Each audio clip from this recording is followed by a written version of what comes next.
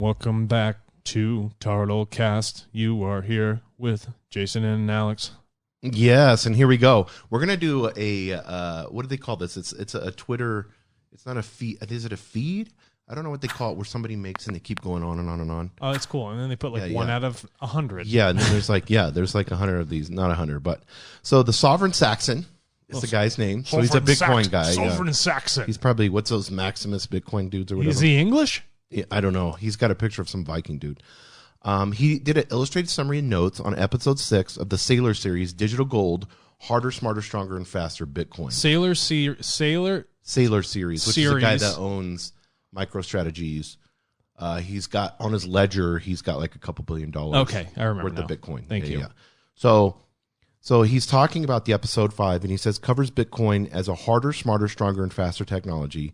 Its inherent anti-fragility, potential threats, the role of gatekeepers, pain and defense, and future integrated software applications. So what they're comparing it to is compared to gold.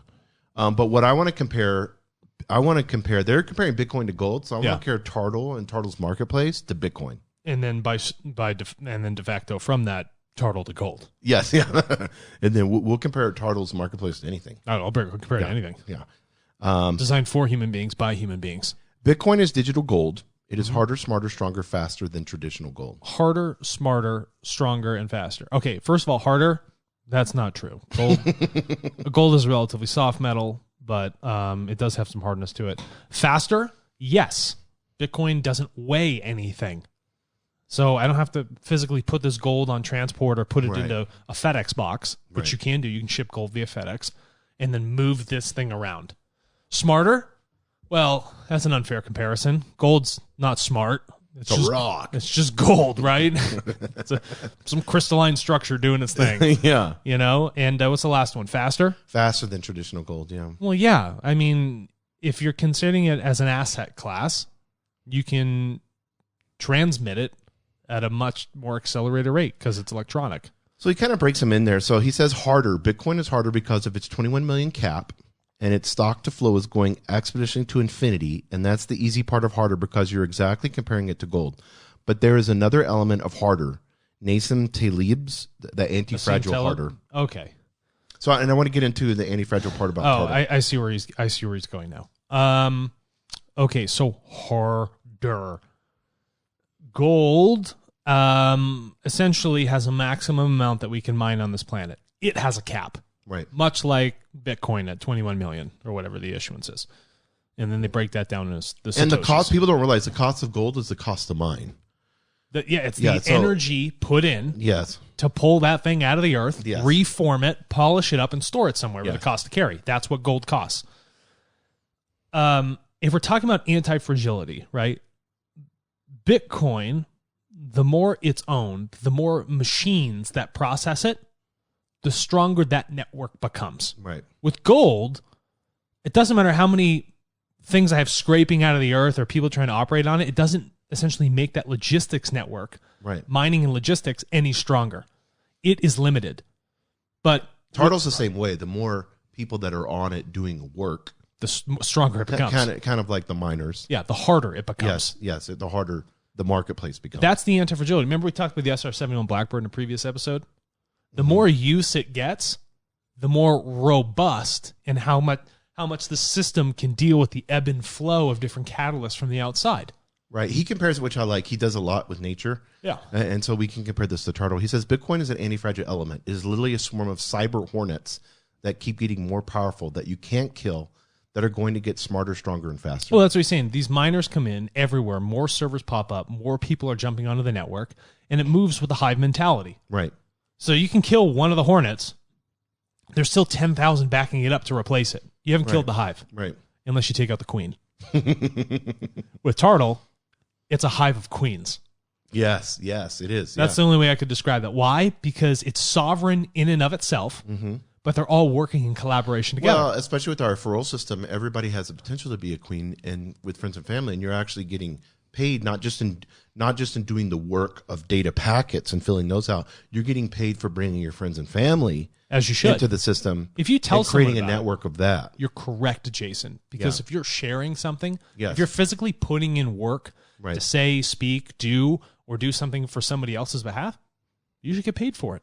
Yeah, and Saylor gives the metaphor of the Great Wall of China, it being a material defense meant to keep the Mongols out, is a fragile defense because it is a static stone structure and it didn't keep the Mongols out. No, it did not keep the Mongolian They found a weak Empire point at one of the gates, cracked through, and they slaughtered all the Chinese. They did. They did. Genghis Khan, that guy was one tough cookie. Yeah, he also said Philip II, of Macedonia, which you know who he is. Yes, I do. He's Alexander the Great's father, who was said, yeah. there is no wall that is high enough to stop a horse with a cart filled with gold. Do you know what that point is, though? How fucking phenomenal is that statement? Yes. If you show up, no Yes. matter how big the enemy is, and you Yes. roll up with a cart of gold, they'll open the front doors for you. Every time. Every single time. Yeah. How fabulous is that statement? But He meant it doesn't matter how strong your defenses are if I can bribe the gatekeeper. Another example is the Maginot Line, where the French built Maginot the Line. impenetrable defense against the Germans. The Germans went around it through Belgium, and then they cheated and they hacked it. Classic. I think Maginot Line was World War I. Yes. And, right, we have all these trenches. But yeah, it's the hack. It's the go-around. The whole idea here is that the encryption of the Bitcoin system is protected on all sides. Doesn't matter which way you attack it. There's only one way to get into it, and that's through the encryption. Yeah, and he says you can't bribe the encryption. Yeah, he says Saylor deems gold a dumb rock. It is not intelligent. It's not a life force. A coral reef is a life form. All forms of life are adaptive. If you kill the weak element, the ones you didn't kill get stronger. Right. And just to clarify this for him, and this is where I'd have to make a comparative analysis to Tartle. Gold, okay, got it. Yeah, it's not a life form. Either is Bitcoin. Bitcoin's not the life form. It's the people that are influencing the network that are making it adjust and evolve. Dude, you're going right along with what he's saying. Okay. So if you look at Tartle, it's the people that are actually evolving that network. Tartle is alive because it's human beings doing work. Right. It's not, here's a thing, and then the human beings have to come in.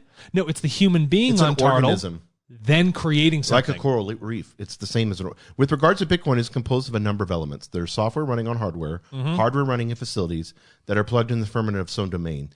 There are people that are operating the software, that are writing that software, that are operating those facilities, that are building that hardware, and those people are also acting in the political and economic domain. That's correct. There are people in the Bitcoin ecosystem that are improving the Square wallet. They're improving the Binance exchange. They're improving the back-end server exchanges. They're improving the front-end client software, improving the ASICs that the miners are running. Yeah. There are people negotiating with governments everywhere on Earth to get better electricity, to receive better regulatory treatment. People that are making Bitcoin, being educators, communicators, analysts, creating analytic functions that are being used to drive and channel the network. They are all moving. They are all evolving. Yeah. And that is the Tartle marketplace. That is the same thing. That's what we call you a data champion. Because you are doing this work all over the world to speak on your behalf and the behalf of others, to talk about this value and the change you want to see in the world through the sharing of information. Yeah, he said the anti-fragility of Bitcoin comes from the fact that everybody in the ecosystem feels the same pain in the same way if the price goes down. Every Bitcoin hodler feels it if Bitcoin is hacked and goes to zero. Every Bitcoiner loses their life's energy. We are a hive creature all integrated with one another, and when there is that pain, it spreads very quickly through the entire ecosystem. Yeah, so the idea here is because Bitcoin runs on a single chain, one single blockchain, if there is an error, an inefficiency, an attack on that chain itself, it hurts the entire network at the same time. So people will do everything in their power to prevent that sort of harm from coming in and upsetting the value that has been created through the energy and work they've put in to sustain this system. Right. Well, that's what it is. And it also, like, he talks about, well, what if we have a quantum computers and how's that? He's like, the most popular use of the computer is Bitcoin mining. If you have a quantum computer, great. That just means that you can go through the hashes faster. You can write a block to the chain quicker. That's the next one. Generates SHA-256 hashes faster 256. Than the current generation of Bitcoin mining. The most lucrative thing you can do with it is plug into the network and start to contribute more hash rate. Right. But that's just saying one of the biggest issues with the blockchain, right, the single blockchain, is that it's like I have all these superhighways coming together and they all have to mash on one thing and then reach out, and then everyone's got to verify that everything did hit at that point and this one came first. Yeah, and he says anybody that ever studied computer science knows that we start with 16, then go to 32, then 64, then 128, then 256, then 512, then and so on. 1024. So yeah, and then it's the next protocol. And he says, who do you think that is going to figure that out? The people that have 500 billion of risk? And then he said, it's just as likely that some dude is going to come up with a revolver that shoots photon bullets. The entire network is channeling innovation. If you're a creature with 2 arms and I wrap a tourniquet around one of your arms and I choke off the blood flow, the arm dies.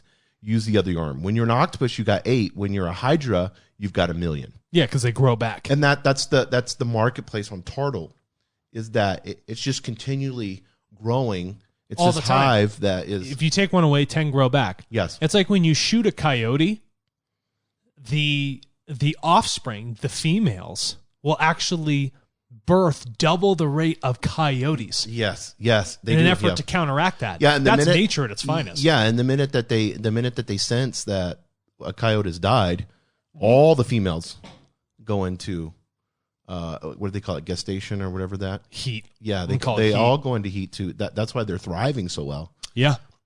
He said, so the entire creature is just going to move to a place where there's oxygen, where it can live.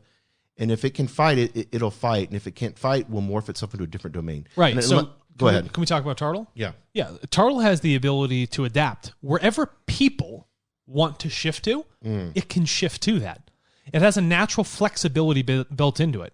There's an infinite nature in the way the data is created and where people want to see that value. Yeah. If you look at Bitcoin, there's only value in one area, the Bitcoin itself. Yes. But in Tartle, many millions of assets of different values, people can change that as society sees fit, whatever's best for us. Well, you're not going to kill the Tartle marketplace because, and he quotes Charlie Munger, which I love, which is a bit warning. But he actually comes with a good quote. He said, show me the incentive and I will show you the outcome. Yeah, I'll show you the incentive. People that think don't about have that with the Tartle marketplace. Any economic opportunity, right? What's their incentive? Oh my gosh, there's a new asset out there that I can make money off of. There's the opportunity. Yes. People will flock to that in droves, and we've seen it, they do. And, when the Bitcoin environment, people talk about the energy it takes to mine. They're working on that. They're using hydro dams. So whenever you have an incentive, that drives innovation. Yeah.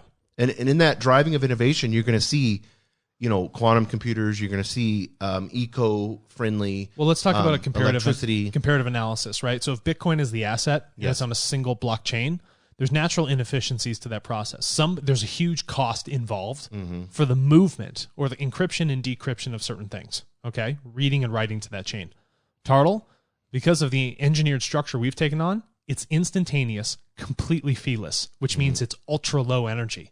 The processing power is minimal for us to do that across millions and millions and millions of nodes. We're also using the greatest power known to man that we still can't figure out. What, people? And the most efficient power that's out there is people. Yes. People, we don't, to the amount of brain computing power that comes out of your brain and all you have to do is give it a little bit of food and water. Yeah. The input is amazing. So what happens? The output is amazing from the input. So we could get all these people all over the world that are on Tartle. Yes. Collaboratively coming together and unifying their minds, their energy, and their work towards one goal. That's a bright future.